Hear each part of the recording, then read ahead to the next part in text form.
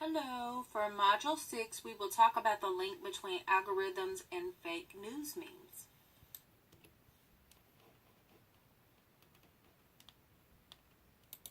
The question for this week is, does the use of an algorithm increase or decrease the likelihood fake news memes will be widely spread, and why do you think this is?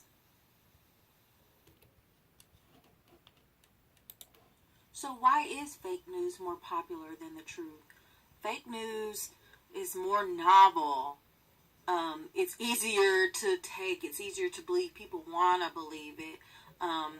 That's why it's shared so much more frequently and widely than the truth. Fake news can encourage sending aid in the wrong direction during terror attacks and natural disasters. Business investments could be improperly aligned, and elections, as we've seen in past elections with the news about Hillary Clinton or even Donald Trump, those things can be ill-informed. People want more filters, controls, personalized recommendations, and a collection of news content. They want it to be more personalized. People can be overwhelmed with the amount of news and information that we have. We have so much going on in the world, and there's just a lot to take in.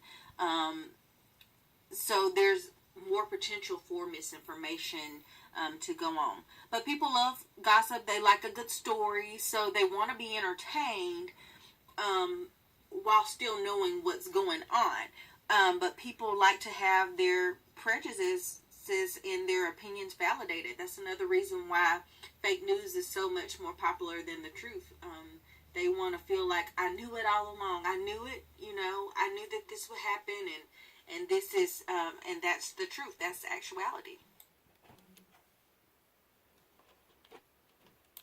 The bottom line, though, is when using algorithms to spread fake news is that artificial intelligence can be outmaneuvered. People can hack into it. They can make it do what they want it to do and be what they want it to be. And fake news does threaten the democratic process. Having a large number of people in a society who get wrong information and commit it as factual, they have their own set of facts, and it leads to society at large being uninformed. We have all this information out here in the world, but people still don't really know the truth about what's going on at times.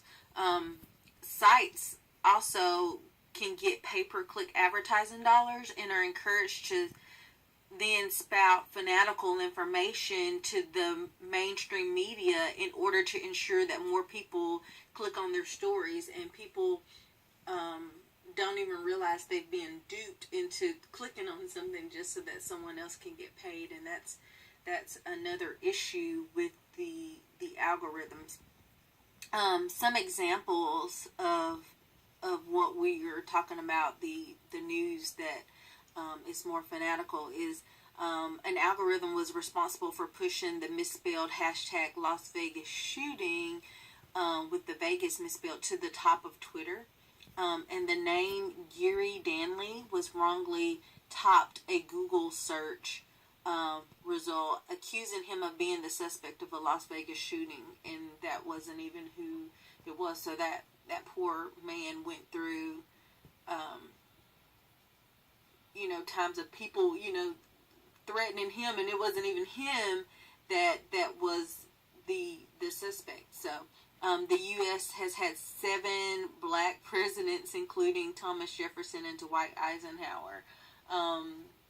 When you Google how many black presidents there are, that's the information that comes up. So, also a claim was made that a pedophile ring involving high-profile members of the Democratic Party was operating out of the basement of a pizza restaurant in Washington, D.C., which didn't even have a basement.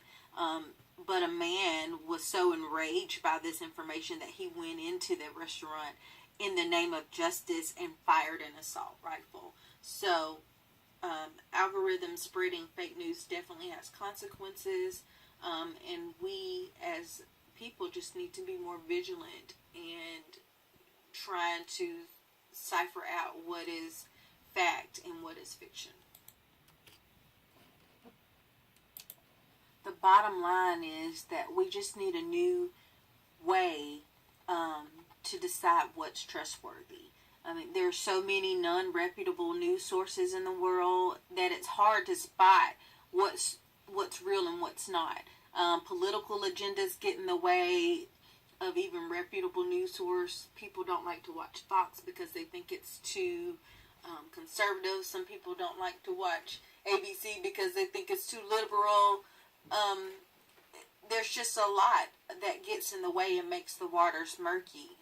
Corrections to false news statements don't trend as quickly and widely as the false statements. More transparency overall just needs to be had all around.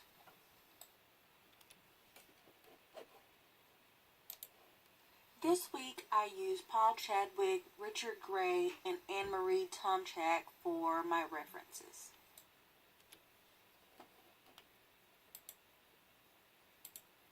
Thank you for your time, and I look forward to learning more